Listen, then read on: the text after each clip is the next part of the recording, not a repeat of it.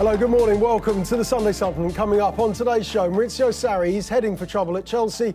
He claimed the players are difficult to motivate after they're beaten 2-0 at the Emirates last night. Has Ole Gunnar Solskjaer done enough to get the Manchester United job? He made it 7 in a row against Brighton at Old Trafford yesterday. And have Liverpool, have they got the mark of champions after a dramatic 4-3 victory over Crystal Palace? Three powerhouses with us this morning. Martin Samuel is the chief sports writer at the Daily Mail. Shaun Custis is head of sport at The Sun, and Henry Winter is the chief football writer at The Times. Morning, guys. Good to see you. Thanks for joining us.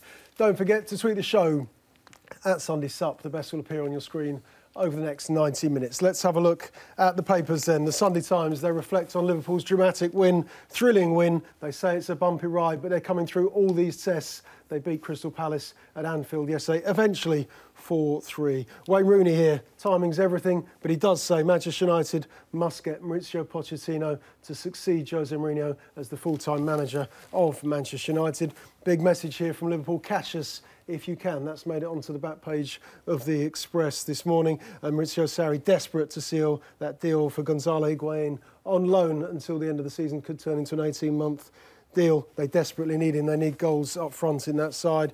He blasted his flops yesterday. That's the back of the Sun. We're coming straight on to that this morning. Again, Wayne Rooney here. Give Pochettino the Manchester United job. The Star, £270,000 a week. That's what it's going to cost Chelsea to sign Higuain. They need results straight away. Could play in the Carabao Cup semi-final, second leg, that game on Thursday against Tottenham. Is he the best? No, this man is, according to Solskjaer. Rashford scoring again yesterday for Manchester United. Good win, another good win for them. And Ole Gunnar Solskjaer at 7 in a row. We'll come on to this in part 3. Some espionage of their own this morning in the Sunday People. Spygate, the revenge plot. 11 clubs in the Championship complaining about Bielsa's tactics at Leeds United. We'll come on to that in part 3. Back page of the Sunday Mirror, they've got the same story as well. Sister papers, of course. The Sunday Telegraph, reflecting on Arsenal's victory yesterday. We want to talk, first of all, about Chelsea. We'll come on to Arsenal shortly, Martin, but we're both at the game yesterday. Yeah. What on earth is Maurizio Sarri doing? Very critical of his players afterwards for their performance. Talked about the motivation of the players. He wants more, he expects more and demands more of them. But what did you see yesterday on that pitch from Chelsea? Well, it's a high-risk strategy on his part, because we've heard this speech before from Chelsea managers, and if you think they were bad before the speech, you should see them once they've down tools after it. So, and it's usually then, followed by the bullet. So it's a very high-risk strategy to get them to respond. I haven't got a great deal of sympathy here, because it's, when you're talking about these players aren't motivated, these players haven't got any fight, and they're not battling players. You can't tell me that N'Golo Kante is not a battling player. I mean, when you look at the man's achievements, you can't say that Eden Hazard hasn't got, I think he talked about an aggressive mentality, and you think, well, you look at what these, I think I worked it out last night, I think there's 25 league titles in that Chelsea team, there's 7 Champions League trophies, there's 2 World Cups, there's a European Championship, 8 FA Cups. I mean, you can't say that these guys aren't fellas that are used to trying and used to being determined and used to getting through matches. And then, but then the one thing that he did say after the fact in the little huddle that we had with a few of us afterwards is, I'm not going to change. This is the system that I know, that I coach well, that I coach best. And it's not like it was with Antonio Conte, because if you remember, I think it's the Arsenal game getting beat at 3-0 that Conte changes his system. He goes back 4 to back 3, and then they go on this fantastic run. And it was put to Sarri about that, and no, this is the way it is, and I'm not going to change. So the headline there is Sarri ball is fantastic, says bloke called Sarri, and it doesn't necessarily mean that it's fantastic for everybody. It certainly isn't fantastic for Eden Hazard. It certainly isn't fantastic for Kante. And it seems to, the guy that everyone has to orbit around, Jorginho, doesn't look good enough for that. Certainly not in the Premier League. It seems to be a lot quicker than Serie A was for him.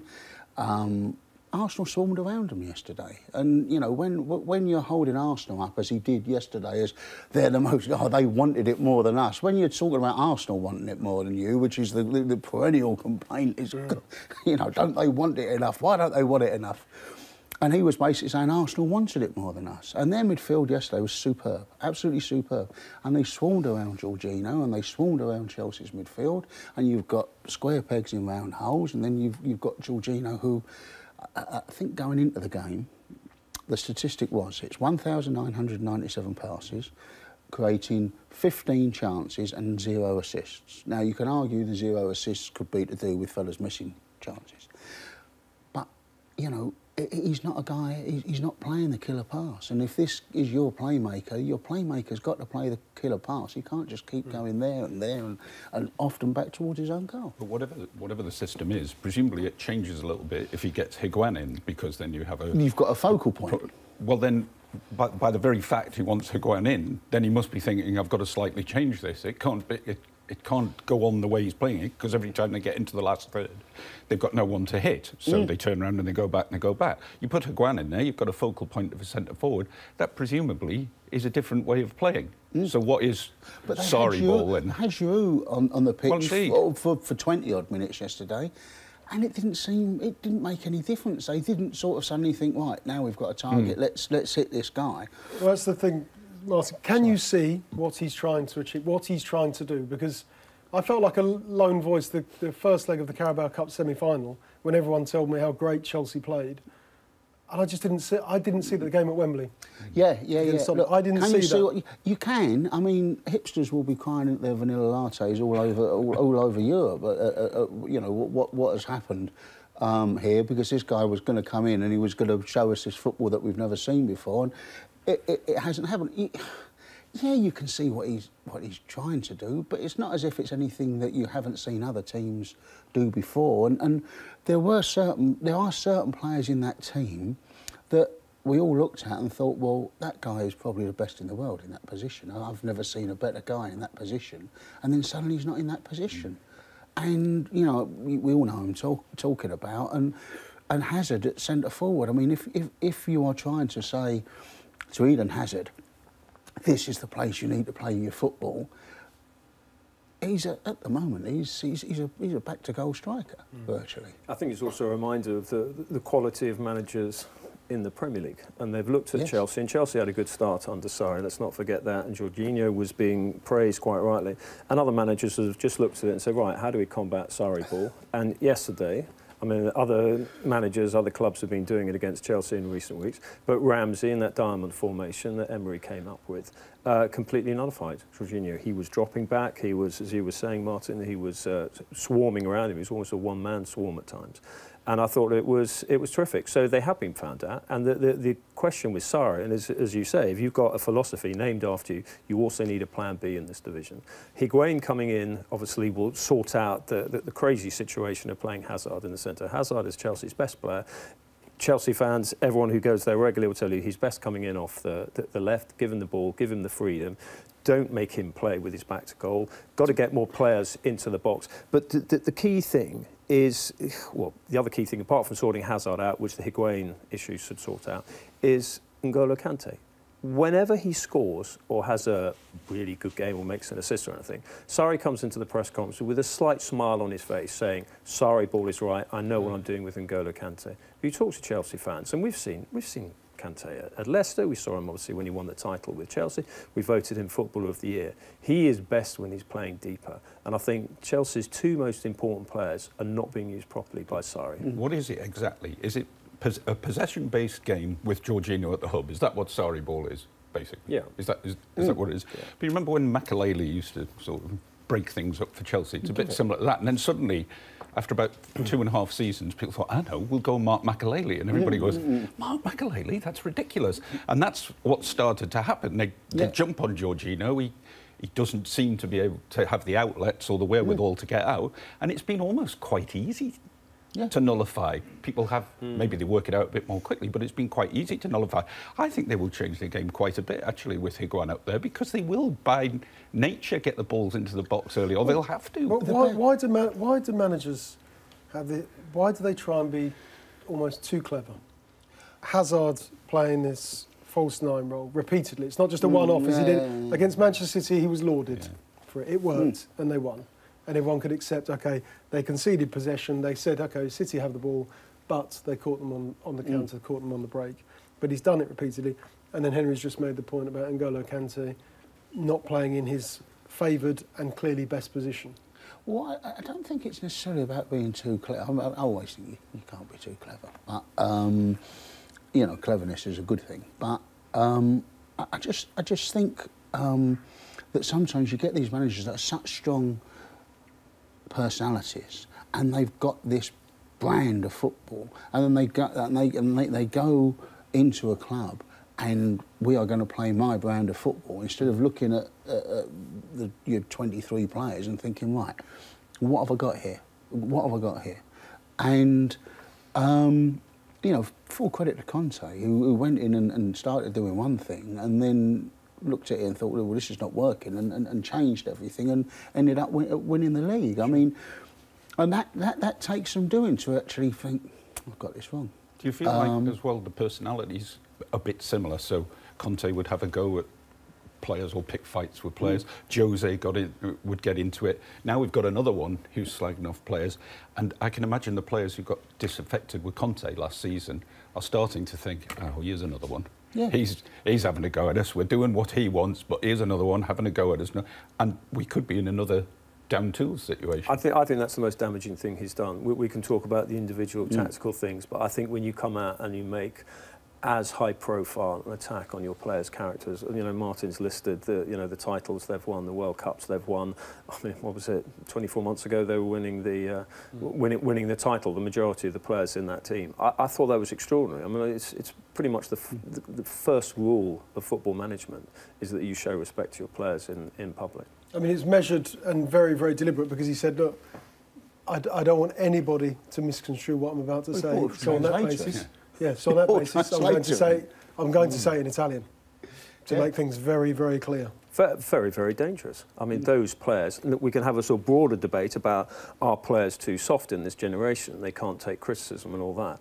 But for him to do it, you know, it's one thing doing it down the corridor, in the dressing room at Chelsea, having a go at them, but then to walk into the press room and do it in such a calculated manner, that cannot play well. Yeah. And it's not, yeah, exactly. I mean, as you say, it's calculated. It's not as if he's gone into the press conference with a raving hump, which we've all seen happen, and someone asks him a question, and he can't stop himself. I mean, I always thought there was a bit of that with Jose. Everyone thought Jose was a lot more calculated than he actually was. Sometimes it was, he just couldn't stop himself. He had to get it off his chest. Yesterday, to actually walk in and say, this bloke is here so I can slaughter the players better than I could do if I was speaking a foreign language, which is what happened, and then continued it afterwards in the little, because without shining light on magic to the viewers at home, there's the formal press conference, and then there was a smaller huddle for the daily papers, and even in the daily newspaper huddle.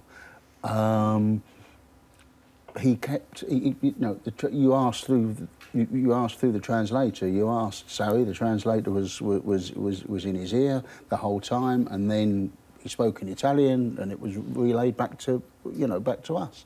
So he kept that up the whole way through. It is obviously so serious to him that he wanted to make sure that you know the points were precise. Could be a defining moment. Higuain comes in on loan this week, Shaun.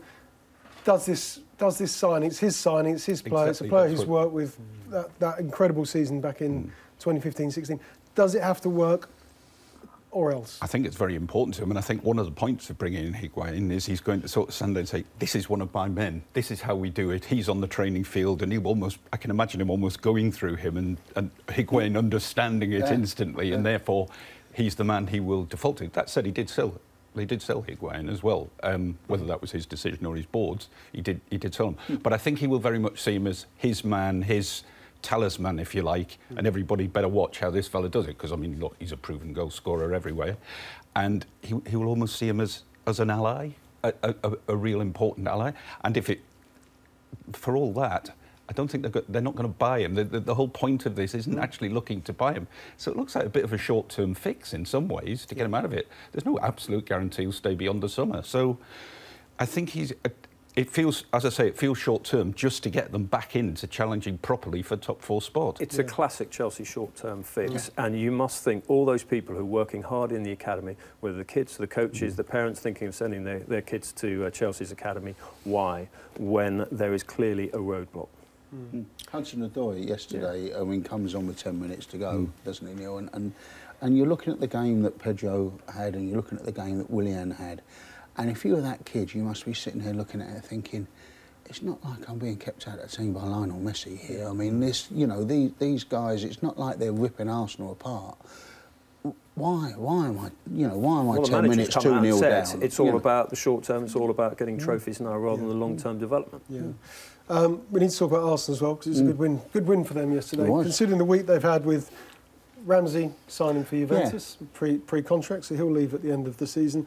But also behind the scenes as well, the head of recruitment, Sven Mislin's out as well. There's rumblings there.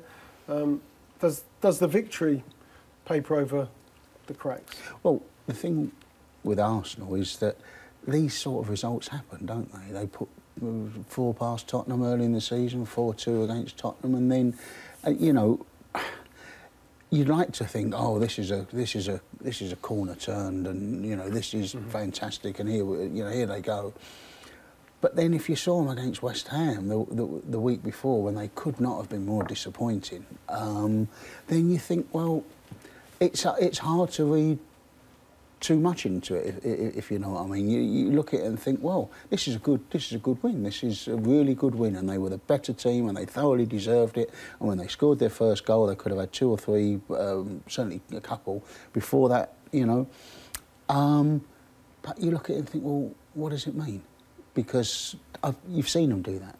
Every season, you know, under Wenger towards the end, you've seen them have these performances where you think, wow, look at this. This is really good. And then the next week, you're back to square one. Sorry, just on that, when you say, what does it mean? You go and talk to Arsenal fans and say, what does this mean? Oh. This means, against Chelsea, as Neil was rightly saying, in the sort of the build-up towards that match, they can now throw the odd mind the gap headline we're throwing around in there. What does it mean to Unai Emery?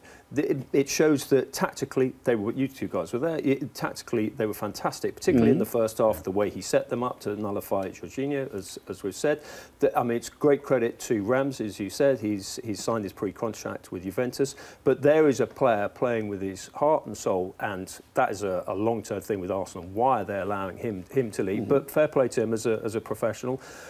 I mean, the sad moment, and we're probably not going to discuss it, but we should do, is Hector Bellerin, he's very important for that system, whichever system he wants to play, whether attacking from full-back or whether with wing-backs, that injury, and I just hope it's not bad and he gets back quickly, because he's obviously a very interesting individual, terrific player, really important. What does it mean for Arsenal? This means so much. This means in terms of taking the sting out of the headlines, this in terms of the credibility of Unai Emery. It shows that he can set them up. This will cool a lot of the things. People will believe in Emery. It kind of ends the Ozil argument. Emery has won that. I read to 1 or 2 pieces. About 2 months ago. I mean, I think he's completely won. You think he's won that? I think he's completely won Emery's won the absolutely. The Ozil argument ended months ago. But you could see it from the start of the game yesterday. The difference was, I felt, with Arsenal, was they got straight into them. You felt after 2 minutes that Arsenal were probably going to win this game. They were on top of it. Ozil doesn't work in that sort of... When Arsenal decide, right, we're going to close down people, which they don't always do, but they were right on top of Chelsea, pushing them back. And I honestly thought after 2 minutes Arsenal will win this game. Yeah, Chelsea totally started terribly, Arsenal on top of it, and you don't always see Arsenal start like that. That's not always the way it is. I think Koscielny was he just seemed to be on one yesterday. Yeah. He just decided, I am going to show I'm back. All the problems over the injury and the World Cup fallout and all of that. Did he mean it? Did he mean it? Oh, I think he did. I think I can see some argument that he may have made. I think he's still. I do. I genuinely believe. I'm sure he'll claim that. But didn't you think though he was immense and almost represented a Shaun different shade of I thought Xhaka mood? had the best game I've seen him play for Arsenal. I thought Arsenal were tremendous yesterday. What does it mean? This is what they play Manchester United on Friday night. Yeah. Who'd you fancy? United. Thank you. So there you go. So it's not like you're looking at that and thinking they will now go and beat United. But sorry, that's also a reflection on where the FA Cup lies in the thoughts of modern managers. Yeah, but you know. If you ask Emery, what does he want to beat Chelsea in the league or to beat Manchester United in the Cup? He's going to go with the league. But if it's going to mean something, it's got to be part of a wider that they play Manchester United. They're at home and they knock Manchester United out of the Cup. And then they move on and then they do what you would expect from Arsenal because, you know, my granddad always used to tell me if you had a bet to save your life, back Arsenal at home, right? And he would have lost his house by now. He would be living destitute under Westminster Bridge. And you know, that's the thing that, you know, when I say what does it mean, I'm not talking about the individual result. The individual result's great, and I'm sure everyone went home happy, and, you know, everyone seemed very happy, and it's great for Unai Emery. And if the week that Arsenal had, it's a very good result. But we've seen that. We've seen that last year when there was all that stuff about Tottenham and you know, and then Arsenal beat Tottenham. But at the end of the season, Arsenal still weren't where they wanted to be. What does it mean? What does it mean to Unai Emery that he has had his tactics, his personnel decisions, coming back to our old friend Ozil, tactically he's got it right. The mood was right, as you were saying, from the second minute you knew that Arsenal were on it. What does that say? I take your point about it's a long-term thing. It's got to mean something long-term. Long-term, this gives Unai Emery more credibility. But he's got credibility. The man is a good manager. He's got credibility. If he'd lost that, he would have been under pressure. It's a very significant result for Unai Emery. I don't think people are blaming Emery for what's happened. There are a lot of issues backstage at Arsenal. We all understand that. But he won, and his judgment was confirmed big time yesterday. I think the only thing people blamed Emery for, well, not blaming Emery for, but they can't understand maybe why he didn't fight harder to keep Ramsey. But that's the only reason I can see anyone being dissatisfied with Unai Emery at the moment. I think the man's doing a good job. Yeah, I think Arsenal fans are pretty satisfied this morning after a 2-0 victory. It meant a lot to them. Over their West London rivals, Chelsea. We'll talk about Arsenal's next opponents. Martin's just mentioned them. Manchester United, 7 in a row now for Ole Gunnar Solskjaer. More on him next.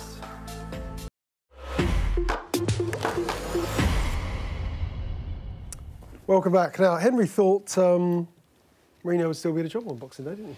Yeah. You lost the bet. I did. I lost the bet. Now you're eating lozenges. Yeah. Why? Do you want to hear about the bet? Okay. I'd love to hear it. If you can share it with us, I'd love to hear about it. It could be one of the great Sunday supplement anecdotes. When I do lose bets, the forfeits are quite painful. And I lost the bet with the Newcastle fans, and I had to swim the Tyne. This was the bet was I was convinced that Mourinho would still, at the start of the season, that Mourinho would still be manager on Christmas Day, and if he wasn't, I would run around the people we go and have lunch with on Christmas Day, long lunch, that I would run around their garden. You know, like all your friends, like Martin's garden, they've got a very big garden, and I had to. The forfeit was to run around it naked. So there were no sort of kids watching. It was all very secluded. It was particularly cold on Christmas Day. I had my running shoes on, which was fine, and it was cold. So I'm still struggling from the cold. So I'm not going to bet on Mourinho again. Yeah, that must have been quite a sight.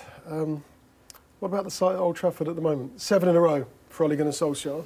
We know that the number one choice has always been Maurizio Pochettino, but is Solskjaer now winning his way into the hot seat? He has to be in contention. I don't think you can say give it to Ole now, but I think the first thing he did was change the mood. Little things like going in and giving Kath, who works on reception at Carrington, is a legendary figure at the club, bringing her chocolates, just talking to people, being sort of human, being sort of civilised. Some of the things that Mourinho lost his touch on in terms of being civilised and human to individuals. So he brought the humanity back to Carrington and Old Trafford.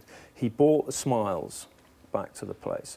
His arm around the shoulder, he got the players playing again. But I think the most significant thing is tactically, because everyone thought, well, Solskjaer will come in and he will bring some warmth back and everyone will play with a smile on their face. But actually, they're playing with intelligence. You can see, particularly the game against Tottenham, I think he showed that he could play the way he played with sort of Lingard dropping off and with Martial and Rashford attacking behind Spurs' fullbacks. Thought he was terrific on that. So tactically, he can show.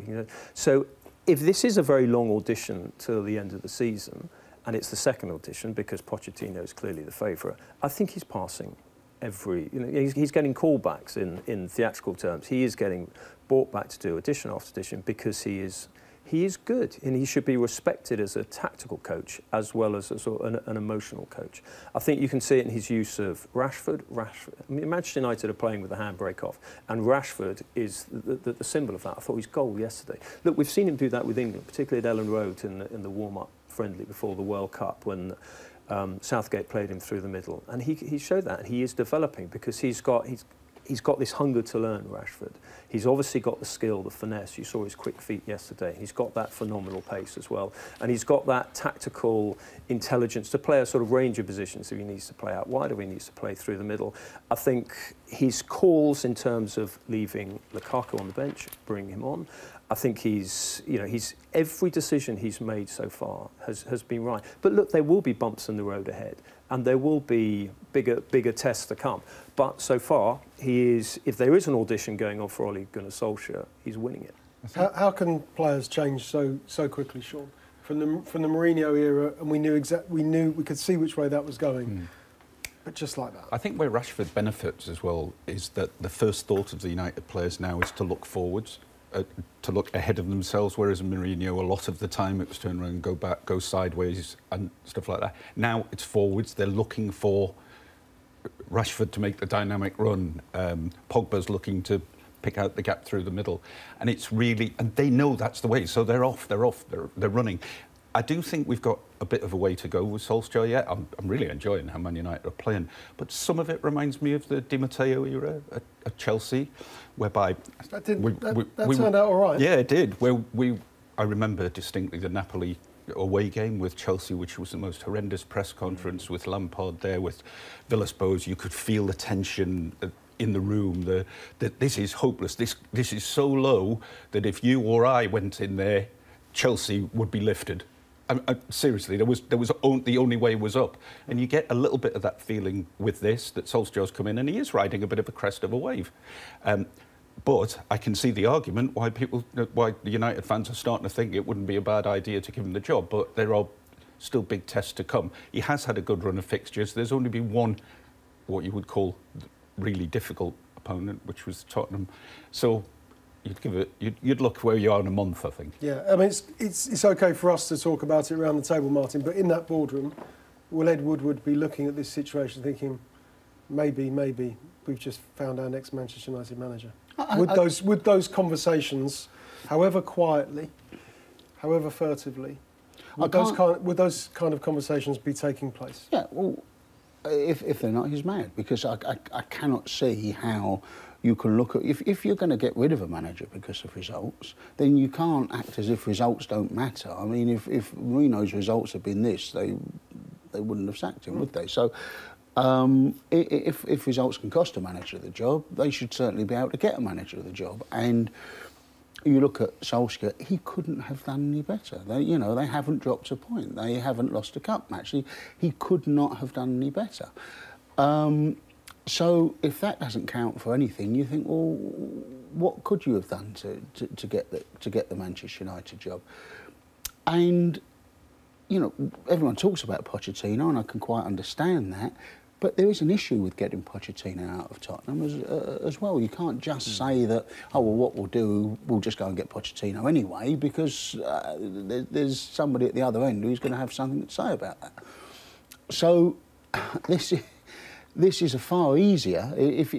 I'm not saying that Ed Woodward is looking for an easy life, but you don't really want to make your world needlessly complicated if you're going to take 2 months of negotiation to get Pochettino out of Tottenham in the summer, and a lot of hassle and a lot of arguing, and go to war with Tottenham, and whereas you've got a guy that hasn't lost a game of football and wants to work at Manchester United and everyone loves him and everyone loves you all of a sudden for giving him the job, if that doesn't appeal to him, he really must like pain.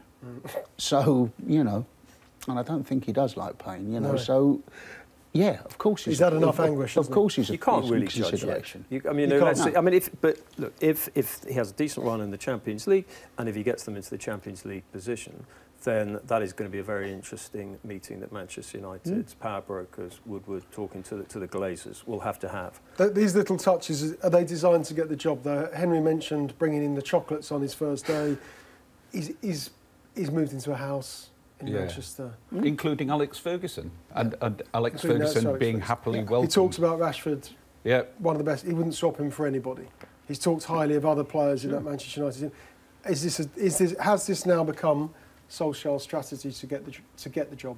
Well, I think it's almost becoming his to lose because, as Martin says, if you keep on winning matches, how on earth can you turn against him? But I think he has been quite smart. It may have been imposed on him in a way with Fergie that you're coming in, Ollie, but I'll help you out. You know, we'll work it out together. But equally, he's embraced it as well. But he does come across in interviews that he is his own man too. I think there is. We've read quite a few pieces from people who've worked with him before that he does have a little bit of steel about him. That he does have opinions.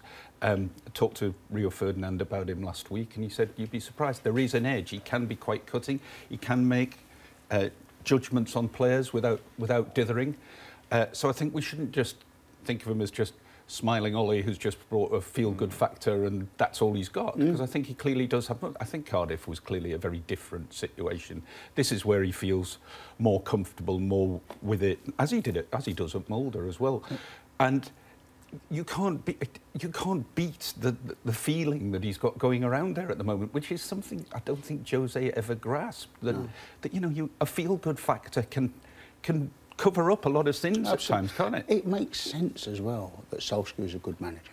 It makes sense. Cardiff didn't make any sense when he came there and he didn't look good, because Ferguson used to say that that's why he was the greatest substitute you could possibly have, because he watched the game. He properly watched the game.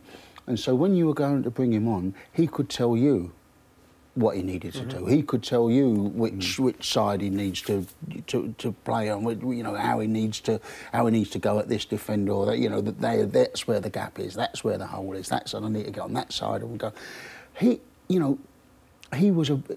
Ferguson, I thought that was fascinating. So you look at that thinking, he'll make a good manager then, wouldn't he? If he understands a game of football to that extent. And help Rashford. And he's obviously very good for Rashford about how to finish, where to make the runs. Player, doesn't he? His chest is puffed out, he's confident. They all look different players. And Lindelof, I mean, Lindelof bringing the ball out the back and stuff like that, which he never did under Jose. And you know, everyone looks different. A show wouldn't be a Sunday supplement without mentioning Mourinho. He started talking, having asked for privacy in his first few days, first 24 hours after getting the sack by Manchester United. He has been chatting away this week. How does he come across? On reflection, how does he come across? He looks a bit more relaxed. I think he still needs to take some time off. I mean, you saw what it did for Pep Guardiola when he went off and had his sabbatical in New York. I sometimes think managers do need to take time off, because even though, as Mourinho pointed out in that interview, you know, he is still young, he still has got more managerial jobs in him. I think completely right, he has, but he's got to go and take time out. He's got to go and look at issues. I can't imagine he's a huge one for reflection and self-questioning, but he does need to look at his man management. Again, it's part of this broader debate, are players too soft in the modern era? And he did make that point. But actually, whichever player he was talking to was saying, and whatever the words he used, and stature is a slightly strange word that the player used when he was talking to Mourinho, and this is the anecdote that Mourinho was relating, talking about some mindset of some players, is that, you know, the player, I suppose he said to him, please don't dig me out, criticise me in front of my players, because that will reflect my stature, as he used, which is a slightly strange word. But actually the general point is right. You know, sort your man management out, as Solskjaer's completely highlighted by coming in. Because he was once the master of that, Henry, wasn't he? We couldn't deny that. But you know, we look he was brilliant. Well, what he did with Lampard, when he went into Chelsea for the first time, he talked to Lampard and said, "You're going to be one of the best players in the world," and filled him with belief. Obviously, Mourinho tactically had it all right then as well. But as you say, he was a man manager. Yeah. But he's lost his mojo. He needs to take a little bit of time out to look at it and refine it, because there's still a good manager in Mourinho. Yeah. OK, we must move on. We want to talk Liverpool now as well. They're 7 points clear after their victory over Crystal Palace yesterday, Shaun. The type of win that it was yesterday against Palace, are these the moments that really matter? Are these the moments that win league titles? Think back to the Everton game. Yeah. An injury time winner. Mahrez missing the penalty at Anfield earlier in the season for Manchester United. Are these the key moments when they look back over a season where a title is won? Oh, I think so. I think they would accept that some of the things are going for them, but the feel-good factor there now is it almost feels unstoppable. I think they believe they can turn around any situation now. They believe they can go on and win games, which even when they're struggling, is always the mark of champions, isn't it? I mean, it's entertaining football. It's hard. I mean, what's not to like about it? Apart from, I mean, look, as has been highlighted by various pros on Match of the Day and the like, there is a bit of an issue with Salah sometimes. Yes, the issue you're talking about is Sacco, isn't it? Former Liverpool defender. That's the moment you're talking about yesterday, isn't it? Well, Salah, when he goes down. The dive. Yes. Is it a dive? Yeah. Yeah. Don't you think it's a dive? Yeah, it's a dive. That's a dive. I think most people are thinking it is, and there has been a couple of issues, but it's a shame really, because he is a hugely obviously one of the best players in the world, and I don't think that needs to happen. He doesn't need to. He seems to have crept into his game. Yeah. Initially, because we always associate I think we voted for him as our Footballer of the Year, or the players certainly did, their Player of the Year. And you thought actually one of the role model elements that was the criterion was supposed to vote on, apparently. That diving element, the simulation element, wasn't part of his game, but we've seen it a couple of times. Maybe he's got so annoyed with centre-halves kicking him and getting little protection from the referees, and he's decided to take preemptive action. But look, he doesn't need it, because he's a fantastic player. But it becomes problematic that after a while, and Liverpool found this with Suarez, that once Suarez got that reputation that he goes over, that he dives, he was getting kicked up in the air all the time, and couldn't buy a penalty.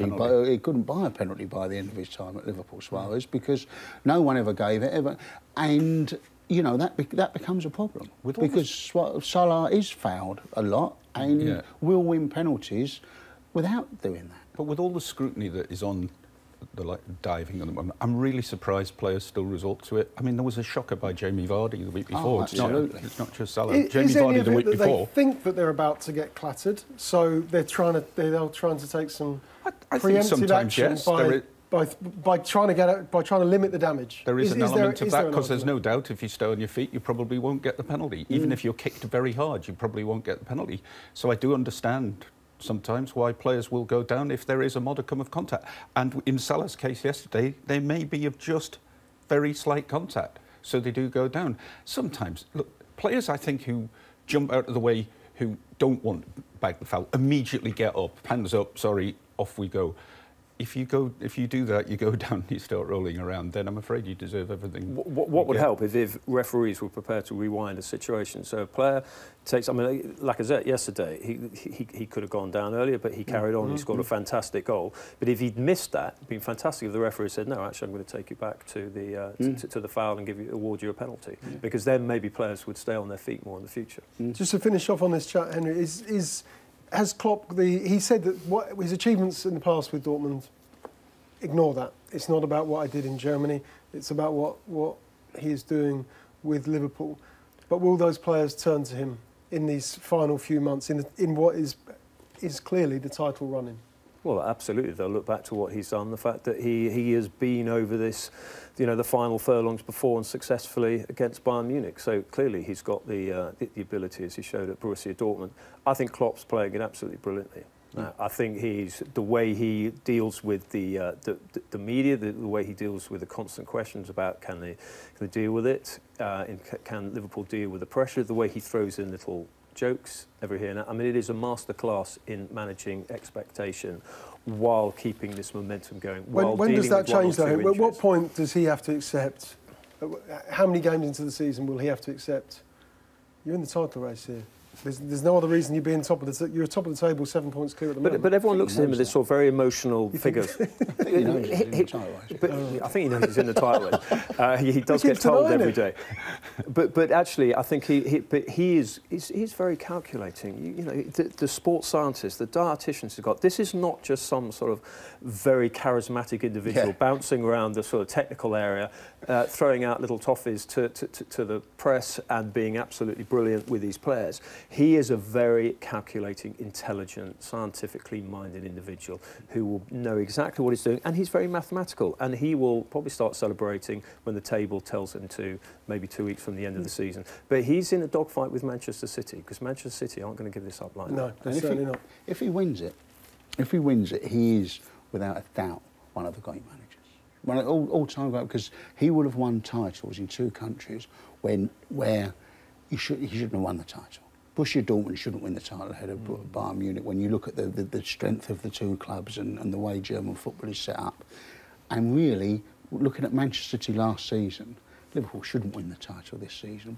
But so far, without a doubt, they've been the best team. And that's a phenomenal achievement. Yeah, doing well so far, 7 points clear, but of course Huddersfield play Manchester City a little bit later today. OK, next up, we're going to talk about Spygate, the back page of the Mirror this morning. They've infiltrated a Leeds training session, journalists spying on training. They'll never take off.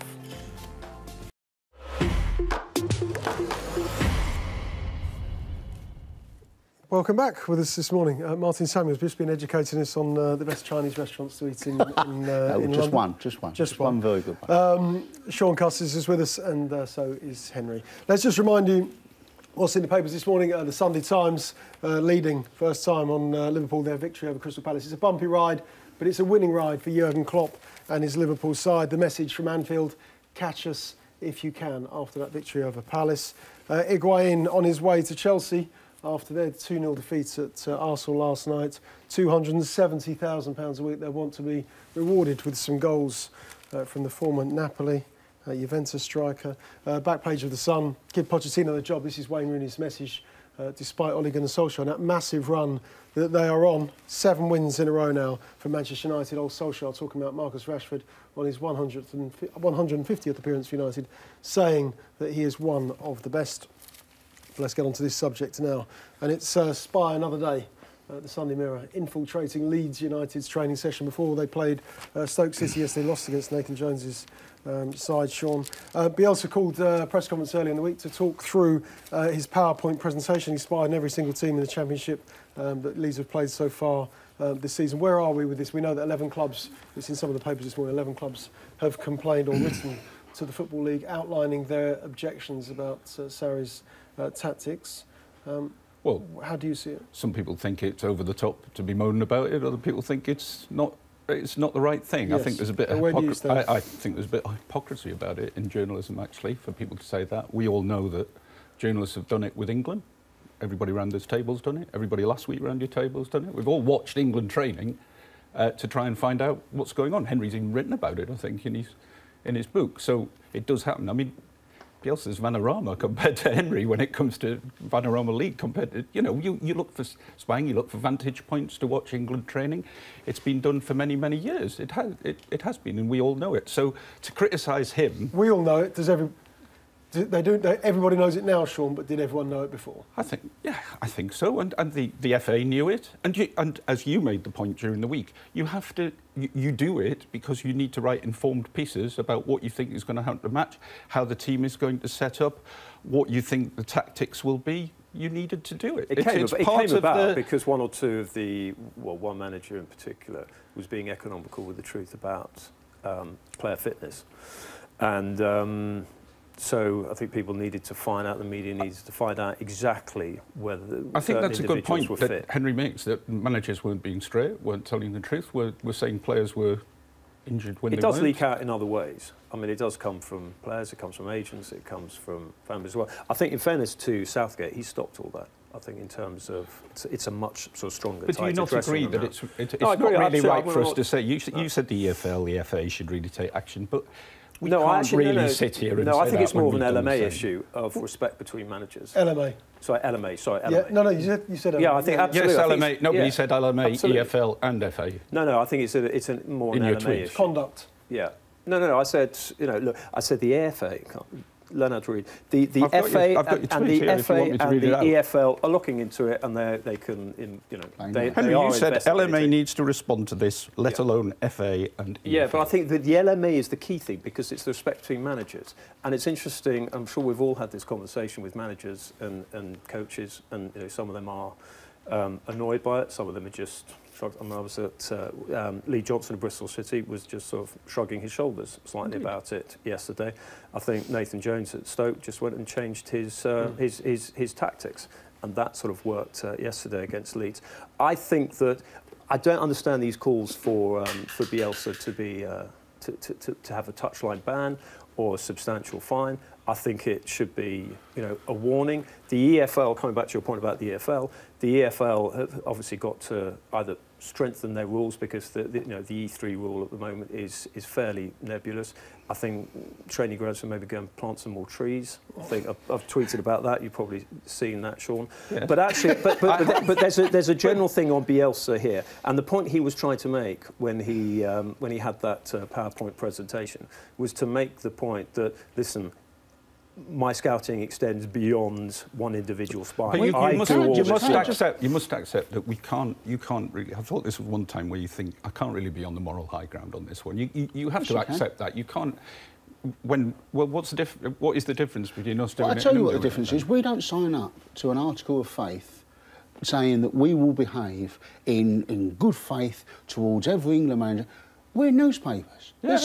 Your job is to tell people the news. The England team is to find out, and his job is to find out what the opposition they sign are up. doing. I don't think Leeds should be deducted points or anything. But we are nothing to do with this. The fact that journalists try to find out the England team is a completely separate issue. This is about. There was a rule, there was an EFA rule about acting in good faith towards the other clubs. It is not acting in good faith if you're skulking around in the undergrowth with a set of bolt cutters and, disguised as the milkman or however it's done. That's not acting in good faith. So it's a totally separate issue. Our one is, that's between us and the FA. And if the FA wanted journalists to sign up to a charter that says we will not skulk around in the undergrowth, and then we skulked around in the undergrowth, and actually they didn't. Then that would be. And they did actually ban two journalists. They did. So, and you objected to it. So we all objected to that. We all objected. Yeah, we all objected. But that is not strong enough. We did. So that's a completely different issue. We didn't. It's not like it was one out, all out, was it? No, it was. we did. In Brazil, that's correct. If I ever go to a press conference, I would definitely have walked out of it if they'd have started banning journalists. But so we're a totally separate issue. This is about. They shouldn't be deducted points or banned from the touchline or whatever. I totally agree with Henry. It's a warning letter and it's behave yourself, lads. But there is something about acting in good faith between clubs, which covers very broadly tapping up managers, tapping up players. Just generally play nice, kids. Just play nice. And you could certainly argue that that isn't playing nice, and it goes beyond the normal ringing your mate, seeing if you can find out what the team is, ringing an agent and what the team is. Once you're actually sending people near to their ground, into their ground, looking through that, I think the good faith thing has then been broken. I think it's interesting now how Bielsa uses this, because I got a couple of texts from Leeds United sporting mates last night, and they were saying, we've lost the day, everyone's against us. Bielsa has to tap into this. Bielsa has to tap into this and create the siege mentality to drive Leeds United to the title. There's always been that element with Leeds. Early 70s, they had some really good players in that. They were perceived as dirty Leeds. They had some fantastically creative players in that team. But again, they felt they weren't given the credit. 1975 European Cup final, the refs against us, the world's against us, the authorities are against us. And actually, this is another element of it. And Leeds United, and Bielsa, if he knows his Leeds United history, and it's obviously clearly in his own personality, he will use this as fuel for their fire to drive them on. The media are against us, the authorities are against us, whatever, you know, whether it's the FA, whether it's the EFL, or if the LMA, as I hope, sort of get involved, everyone's against us, and they can use that. It's the old, we saw it countless times with Ferguson, the sort of siege mentality to drive them on. So I think Bielsa, even though it looks like a negative for them at the moment, I think he can turn it into a positive. It's interesting you say 11 clubs have signed up to it, presumably that in the Championship, that means 11 haven't, I take it. So I'm sure there are others who are doing this. It's also interesting 12, how many... Yeah.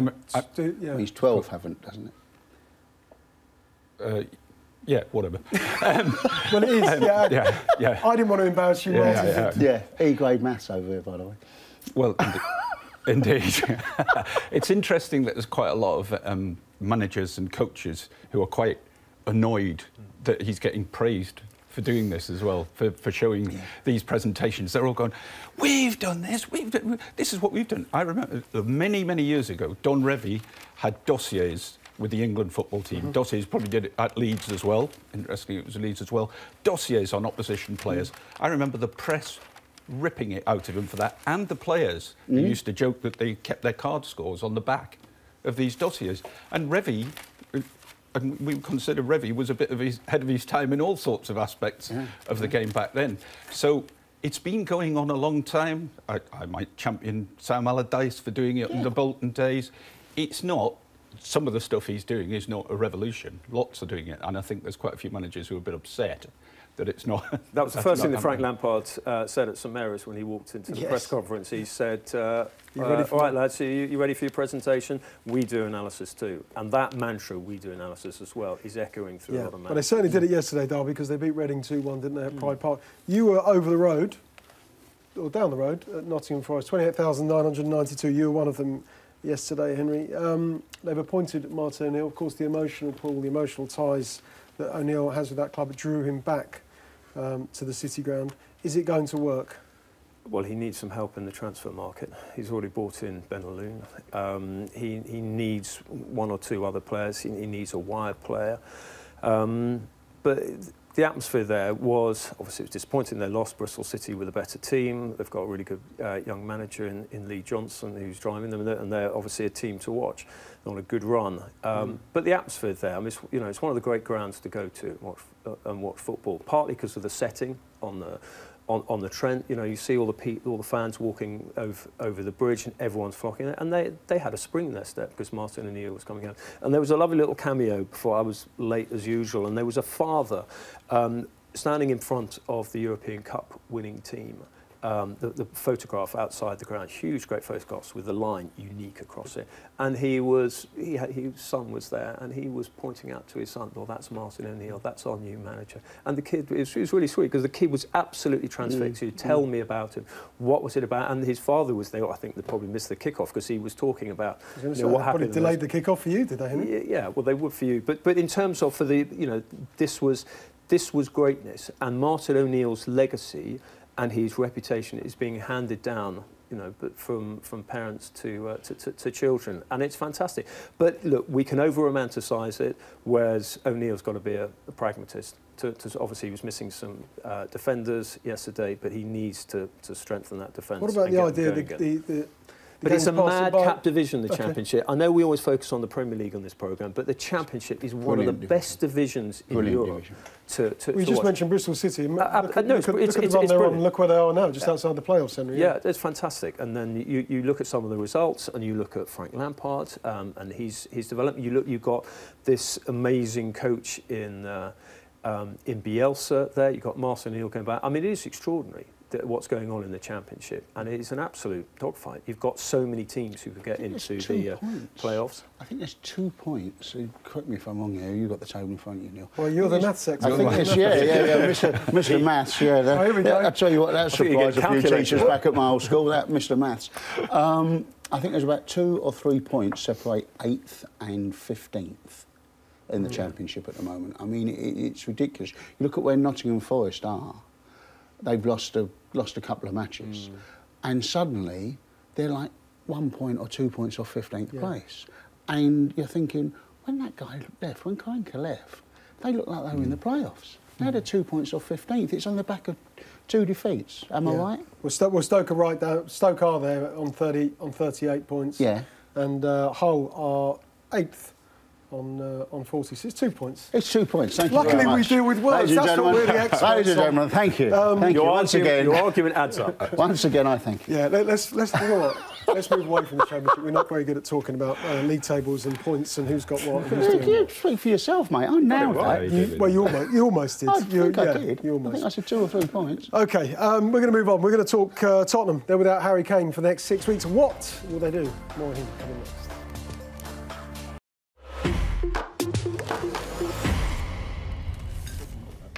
Welcome back. If you want to get an idea of the importance of Harry Kane to this Tottenham team, don't just look at his goals record. Read Graham Souness's column this morning in the Sunday Times. I think it's a must-read in terms of insight into the game, Martin. I think it's one of the best columns of any ex-player. Yeah, it's certainly very good. He writes like he played, with edge, conviction, with he's quite happy to leave the boot in, but there is that eloquence as well.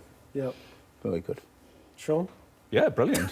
No, honestly, I do. No, you're the only one who knows. That was just brilliant here, and I'm just saying, well, I agree as well. I think he's brilliant. We're not just saying this because he's in the studio next door. It is the number1 must-read column on I would Sunday. agree. OK. All hail Graham Souness. But that's because Martin doesn't have a column on that Sunday, but obviously he'll be up there.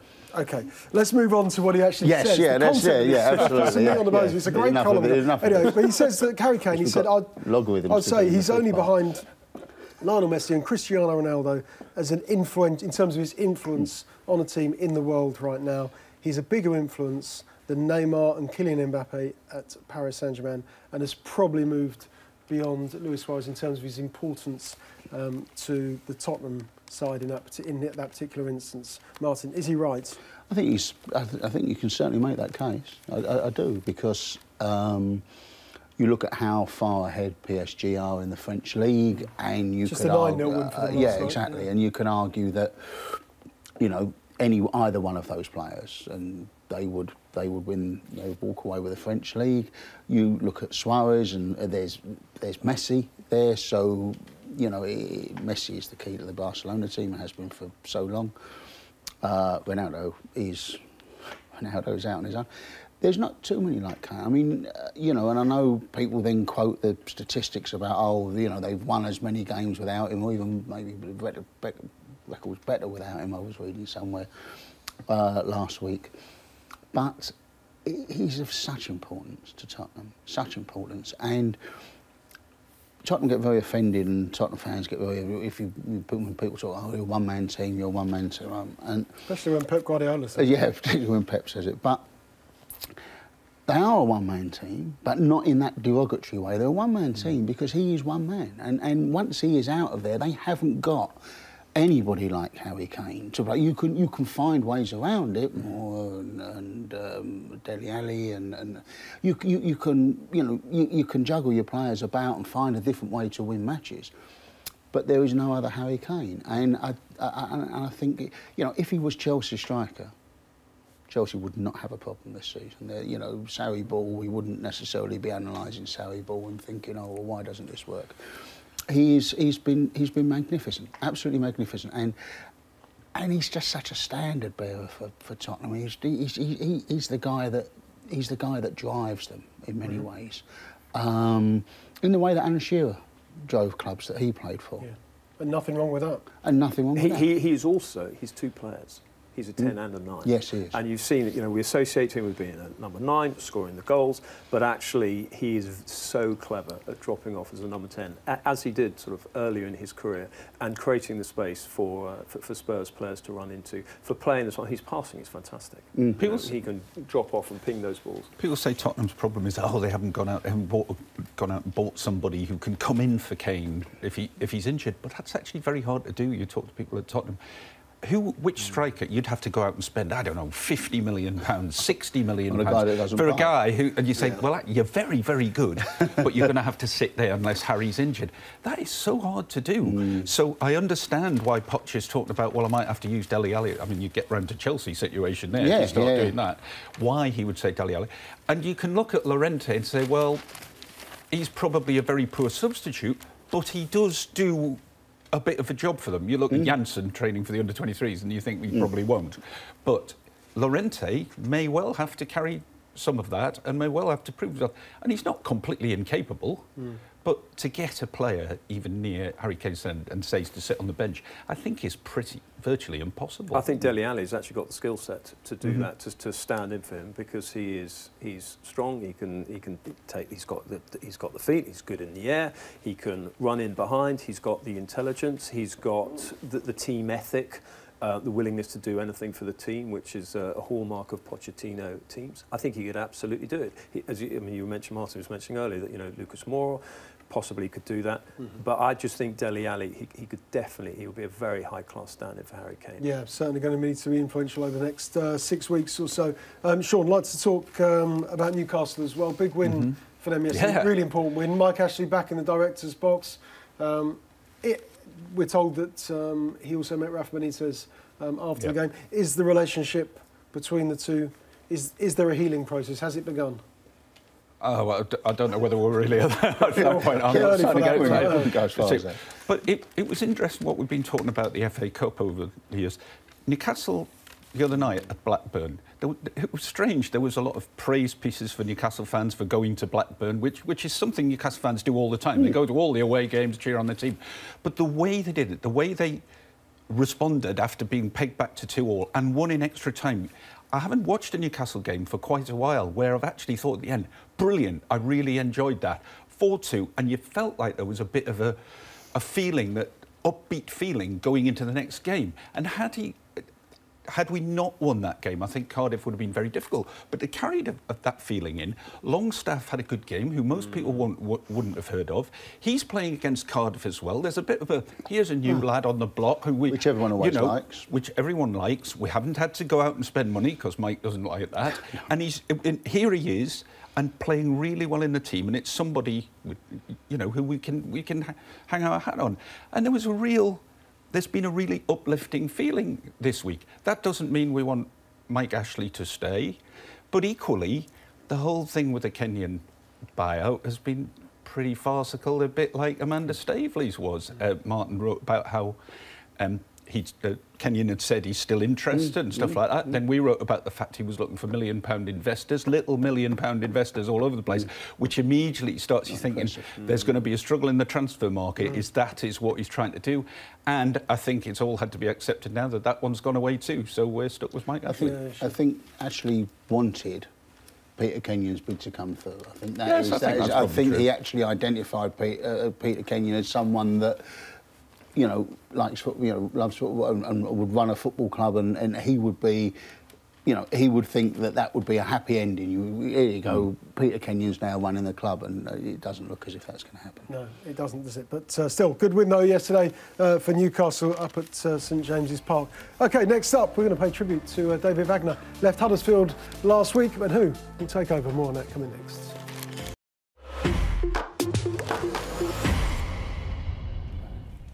I think this was a football programme. They're talking Sudoku, would you believe? Talking maths, man. Maths. Maths. E-grade maths, you see. E-grade maths. My E-grade maths has come back after all these years to haunt everybody. You need to concentrate, don't you? Professor Calculus here.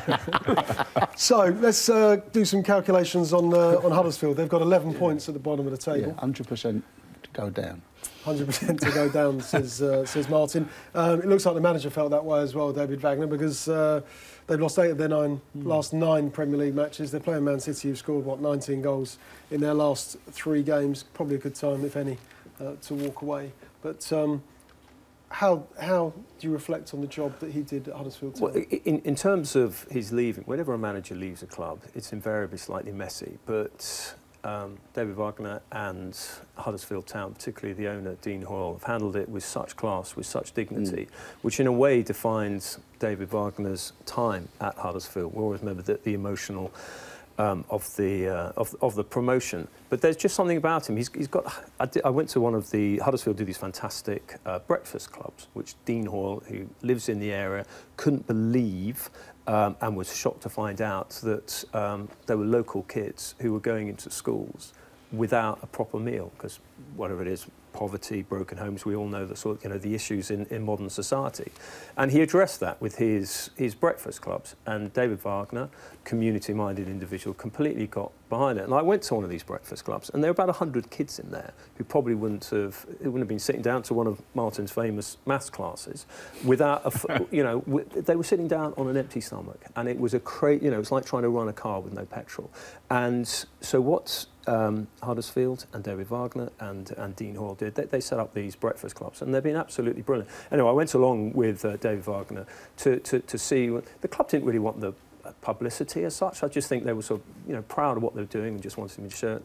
And David Wagner, he turned up early this event, which is slightly unrare with a lot of football people. He turned up early and he made toast for about an hour for all these kids, and he had a photograph with them and he chatted to them, and he was brilliant. And anyway, we went into it was at school. We went into the headmaster's study, and to do this interview, and he was absolutely fascinating. But there were teachers kept on walking past, looking in to say, "Is that David Wagner, who's just done so much for us?" Oh, sorry. And then this lady actually didn't break into her. She opened the door, and the teacher walked in and said, "Please, I must have a selfie with you, because you're the most important person in my husband's life, even more than me. The fact when you got promotion," he said, "it was the greatest moment in his life, even more than our wedding, even more than our children being born. I am just so proud that you're associated with Huddersfield Town." So I think even though he's left the club, I think his spirit lives on. I think that he will always be welcome back there. Which a lot of former managers aren't always at clubs. And I just think he's behaved with such class, and I hope we see him back in management at some point soon, because he's a terrific manager. You saw that with promotion team. Maybe some of their recruitment hasn't worked out. Maybe they lost some of the spirit from previous seasons. But yeah, no, he's a special man. But it's a good club. It's a properly run club. Did it not? It caught people by surprise a little bit, looking on it from afar, that because he's quite animated in his press conference afterwards. He's a very fair manager. There didn't seem to be any hints that was something he was going to do. I was a bit. You almost got the feeling that he would be one of those where he was prepared to take the club down to bring them back again. I think people were shocked that he did that. That he was prepared to walk away. I mean, mutual decision, whatever, whether Hoyle wanted to change it as well. But I think Dean Hoyle's probably accepted that Huddersfield going down anyway. So were you not surprised that he did that? I was surprised. But he's such an honourable individual that he must have felt, and I think he said it in his statement, that he felt maybe he couldn't revive them. And actually, some managers might have stayed on and taken the money, or sort of forced the payout, but actually I think he's behaved with a lot of class. But my point was, nobody probably could have revived them anyway in the situation they were, but he didn't seem to want to go down with them to try to bring them back up again. Would anybody take this? Someone will take it on. Oh, someone gets it. Will anyone fancy their chances of somehow keeping up 10? Carrying on our maths theme this morning, now there's 10 points separating them from the foot. Carry on the maths theme and look at how many goals they've scored this season. I mean, Sam Allardyce was asked about it in the week. I would trust Sam implicitly on a club's chances of staying up, and he said it could be done because of how few goals they score, and so they need a prolific goal scorer in the transfer window, which it doesn't seem as if A, they've got the money to buy a prolific goal scorer, or B, they've got the motivation to buy it. I mean, his thought was go down and regroup. Yeah, that's what it looks like they will have to do. OK, we've run out of time. Time's beaten us. Guys, thanks so much for your company this morning. Thanks to Martin, to Shaun and to Henry.